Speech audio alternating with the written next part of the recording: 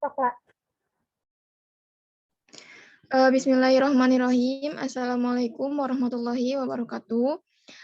Di sini kami dari kelompok 7 akan mempresentasikan mengenai unsur halogen yang beranggotakan yang pertama ada Enji Priscilia, kemudian ada Dea Setiani, Risma Lestari, dan saya sendiri Ula Adrikni Rohmati.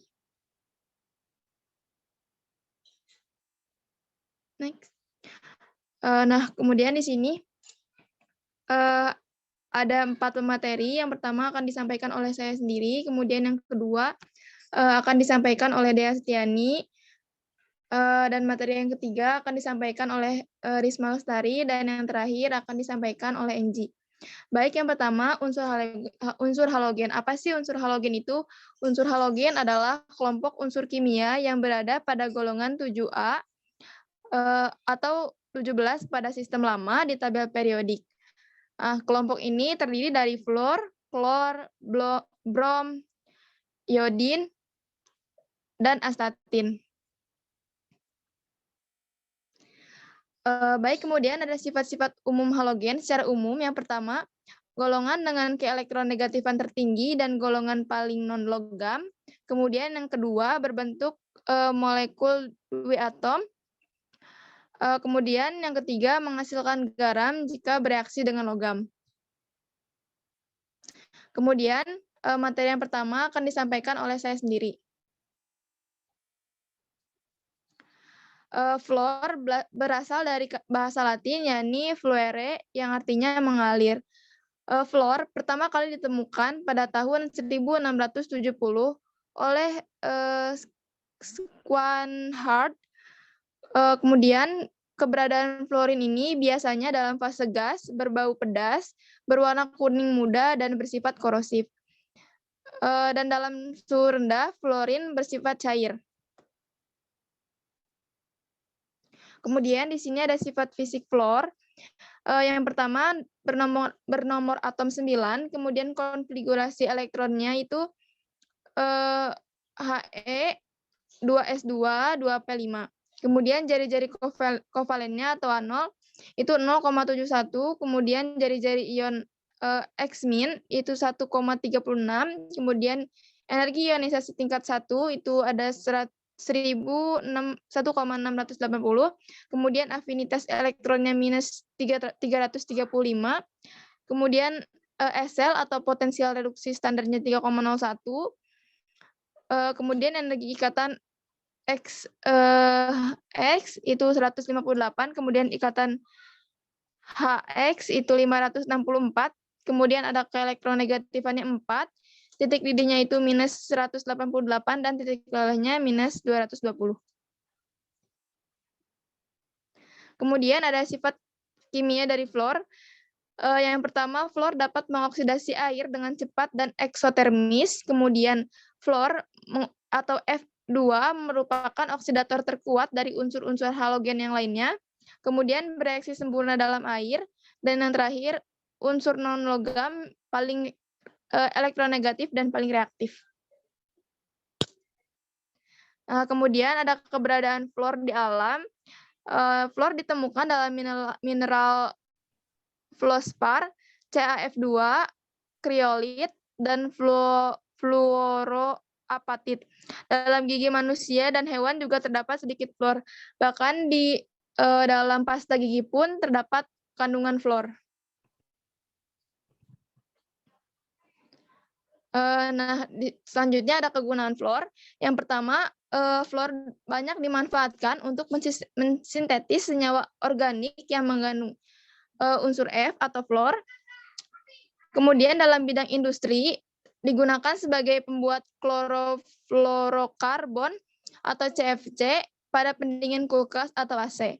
Kemudian digunakan sebagai senyawa uranium heksafluorida yang dibutuhkan untuk memisahkan isotop uranium dalam sentrifuge. Kemudian atom dan molekul fluor digunakan untuk plasma etching di bidang manufaktur semikonduktor, produksi panel layar datar, dan fabrikasi MEMS. Kemudian secara tidak langsung digunakan dalam produksi plastik anti gores seperti teflon, produksi freon, dan dalam produksi uranium. Kemudian yang terakhir, sering ditambahkan pada pasta gigi untuk mencegah gigi berlubang. Kemudian yang terakhir ada sintesis fluor. Yang pertama, sintesis halogen menjadi asam halida. Nah, di sini ada gas F2 dan H2 bereaksi sangat dahsyat membentuk senyawa HF. Bisa dilihat PPT. Kemudian yang kedua ada sintesis asam halida melalui pemanasan garam. Di mana CaF2 yang berbentuk solid direaksikan dengan H2SO4 menggunakan katalis panas atau melalui pemanasan membentuk CaSO4 solid dan 2HF. Selanjutnya akan disampaikan oleh Dea. Baik, di sini saya akan menyampaikan senyawa klor.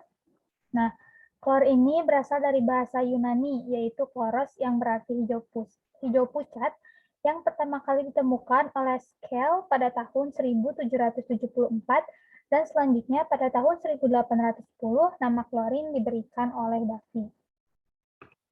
Nah, lalu ini merupakan sifat-sifat klorin ya, bisa dilihat dalam PPT, dan salah satunya itu nomor atomnya yaitu 17, konfigurasi elektronnya yaitu Ne 3s2 3p5, memiliki titik didih minus 34 derajat Celcius dan titik leleh minus 101 derajat Celcius.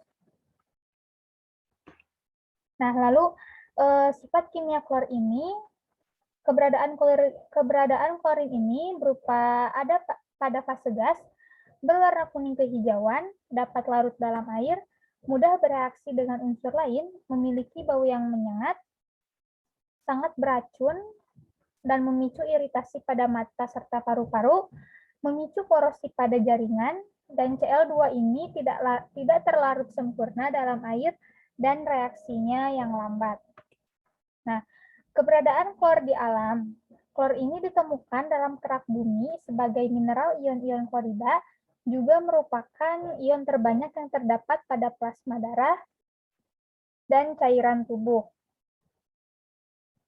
Ion klorida merupakan anion terbanyak yang dikandung oleh plasma dan tubuh, serta berfungsi untuk menjaga keseimbangan osmotik antara cairan di dalam maupun di luar sel. Juga getah lambung mengandung 0,3% HCl. Nah, lalu apa aja sih kegunaan klor itu? Nah, klorin ini seperti natrium hipoklorit atau NaClO digunakan sebagai pemutih dalam kehidupan sehari-hari. Selanjutnya, sebagai bahan baku pembuatan kaploid yaitu CaOCl2, bahan ini merupakan bahan pemutih yang digunakan untuk produk pakaian. Lalu Cl2 ini dipakai sebagai disinfektan, lalu KCl digunakan sebagai pupuk, ZnCl2 digunakan sebagai solder, NH4Cl digunakan sebagai pengisi baterai, dan kalium klorat digunakan sebagai zat pengoksidasi, bahan baku pembuatan petasan dan korek api. Nah, lalu sintesis klor yang pertama sintesis halogen dengan menjadi asam halida. Senyawa HCl ini dibuat melalui reaksi gas Cl2 dan H2 berlebih. Seperti persamaan reaksinya yang tertera pada PPT. Lalu yang kedua, sintesis asam halida melalui pemanasan garam halida. Nah, dalam hal ini HCl dibuat dari natrium klorida dan asam sulfat pekat, yaitu seperti NaCl solid ditambah dengan asam sulfat, lalu dipanaskan menjadi NaHSO4 solid dan 2 HCl gas.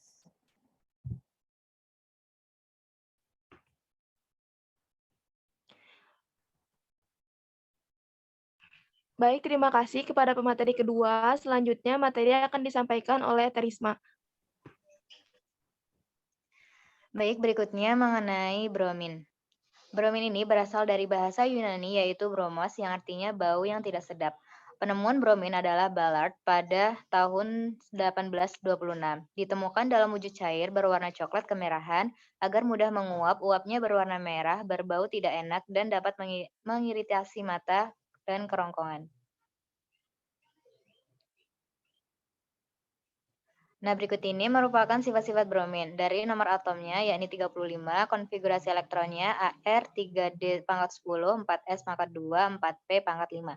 Jari-jari kovalen, yakni 1,14, jari-jari ion X-min 1,95, energi ionisasi tingkat 1, 1140, afinitas elektron negatif 332, potensial reduksi standar atau N0, 1,07, kemudian ada energi ikatan X, min X itu 193, energi ikatan H min X 366, kemudian keelektronegatifannya 2,8 dan titik didihnya 59.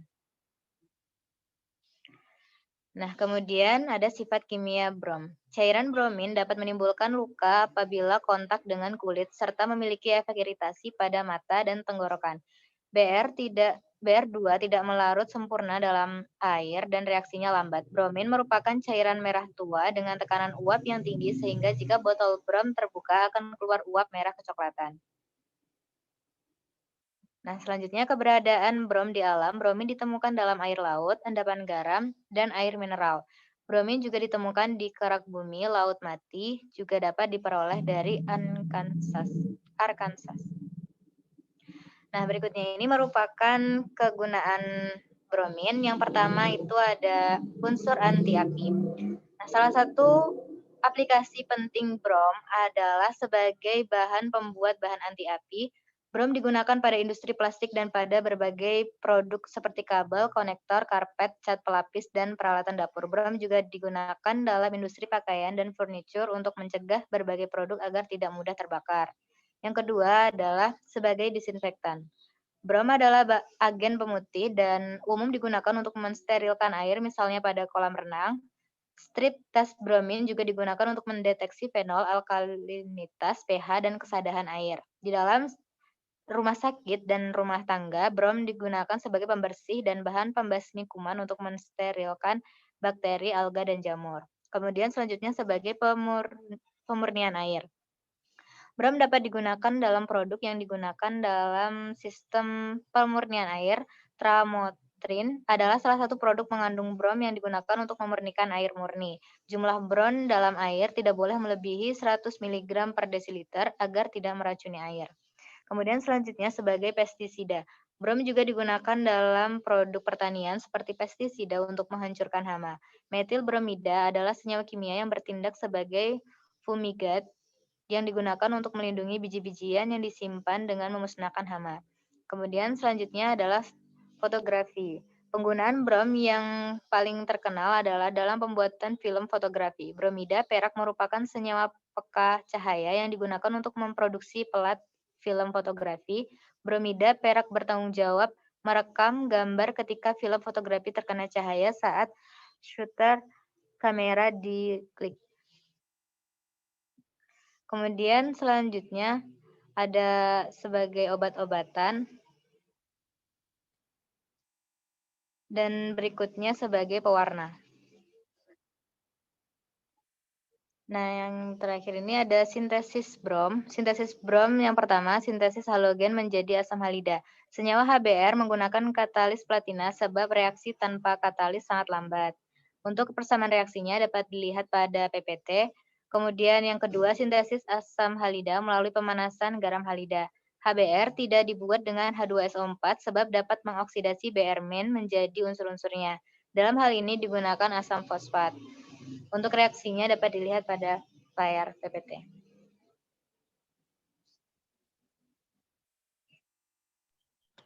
Baik, untuk materi selanjutnya akan disampaikan oleh Enji. Baik, terima kasih kepada moderator. Selanjutnya mengenai iodium. Nah, iodium ini berasal dari bahasa Yunani yaitu iodes yang artinya ungu.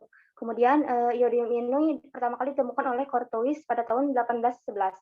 Nah, iodium ini merupakan senyawa non logam dengan fase padatan berwarna hitam yang kebiruan. Bisa di sini bisa dilihat ya ini gambarnya di PPT. Kemudian yang selanjutnya mengenai sifat fisik dari iodin.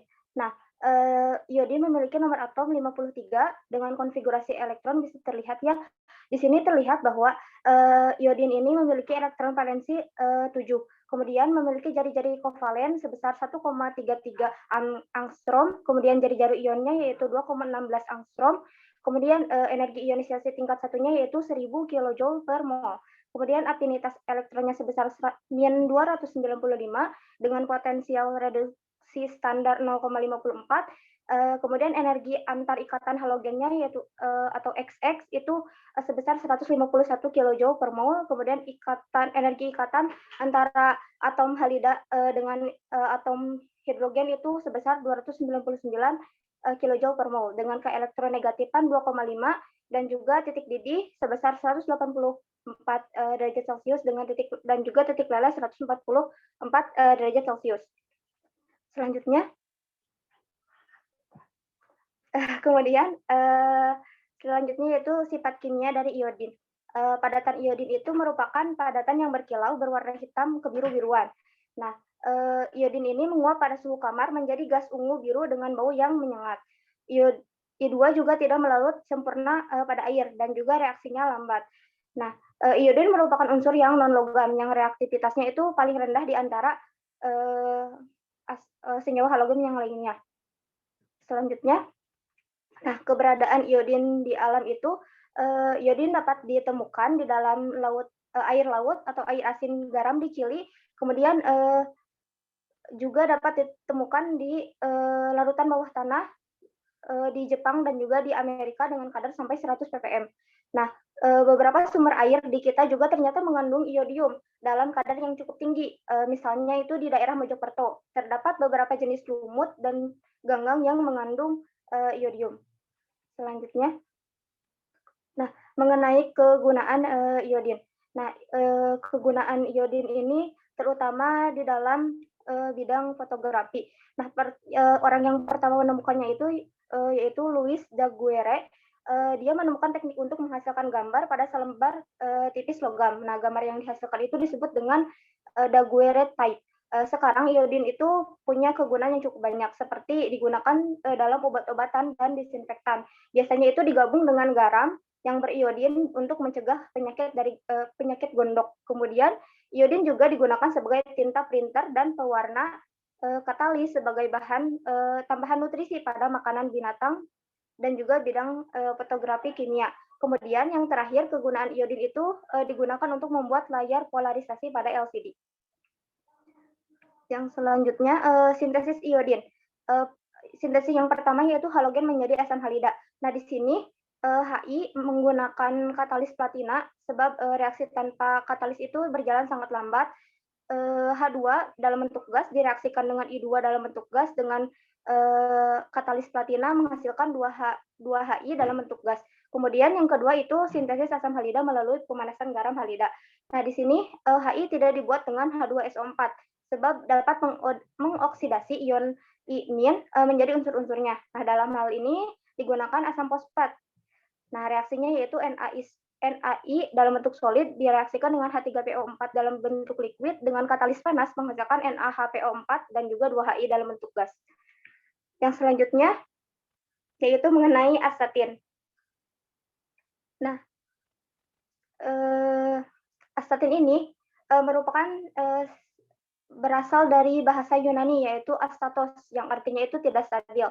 Nah, astatin itu dibuat pertama kali oleh seorang yang bernama Dale R. Carson, Kenneth Ross Mackenzie dan juga Emilio Segre pada tahun 1940. Nah, dia itu memiliki waktu hidup tersendiri di dunia karena dapat meluruh dalam hitungan menit. Nah, astatin juga merupakan senyawa yang tidak reaktif. Selanjutnya, sifat fisik dari astatin ini, astatin memiliki nomor atom 85, kemudian dengan konfigurasi elektron seperti yang terdapat di PPT ya.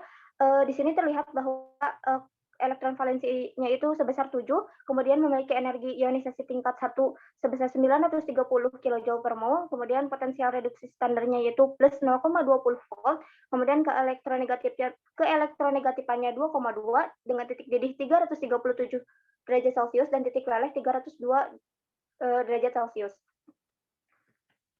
Kemudian yang selanjutnya yaitu sifat kimia dari astatin.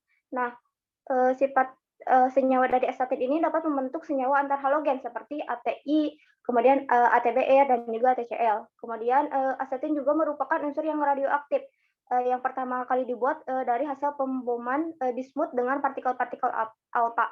Nah, waktu paruh tercepatnya itu yaitu 56 detik dan yang terpanjang yaitu 8,3 jam.